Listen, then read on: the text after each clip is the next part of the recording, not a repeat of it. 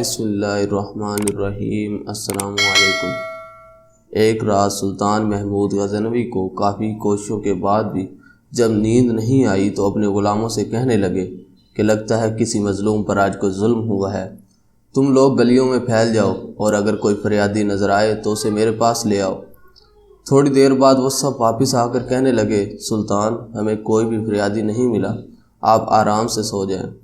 سلطان کو جب پھر بھی نیند نہیں آئی تو وہ کپڑے بدل کر خود محل سے باہر نکلا۔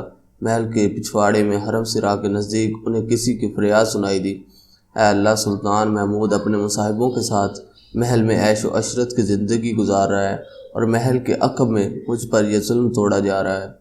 سلطان نے کہا، کیا بات کر رہے ہو؟ میں محمود ہوں اور تمہاری فریاد رسی کے لیے آیا ہوں۔ مجھے بتاؤ کیا ظلم ہوا ہے تمہارے ساتھ؟ آپ کے خواص میں سے ایک شخص جس کا نام میں نہیں جانتا ہر رات میرے گھر آتا ہے اور میری بیوی پر ظلم و تشدد کرتا ہے۔ اس وقت وہ کہاں ہے؟ شاید اب چلا گیا ہو۔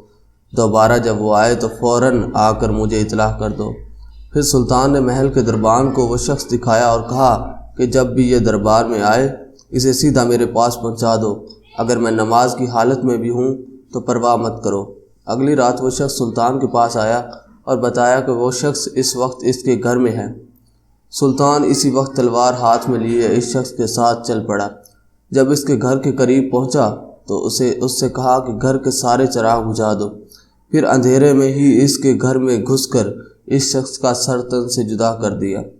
پھر سلطان نے حکم دیا کہ چراغ روشن کر دو۔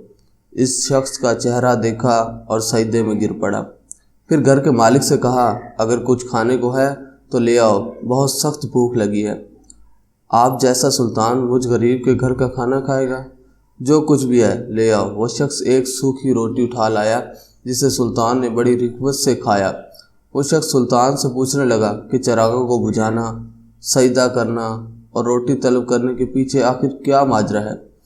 سلطان نے فرمایا، میں نے جب تمہاری داستان سنی تو سوچا کہ میری سلطنت میں ایسا ظلم کرنے کی ہمت صرف میرے کسی بیٹے کی ہو سکتی ہے۔ اندھیرا کرنے کو اس لیے کہا تھا کہ پدارنا شفقت میرے انصاف کے رستے میں حائل نہ ہو۔ چراغ جلنے پر جب میں نے دیکھا کہ وہ میرا بیٹا نہیں ہے تو میں سجدہ شکر بجا لایا۔ کھانا اس لیے مانگا کہ جب سے مجھے تمہاری مصیبت کا علم ہوا میں نے اللہ کے سامنے قسم کھائی، جب تک تمہیں انصاف نہیں مل جاتا میرے اوپر روٹی حرام ہے۔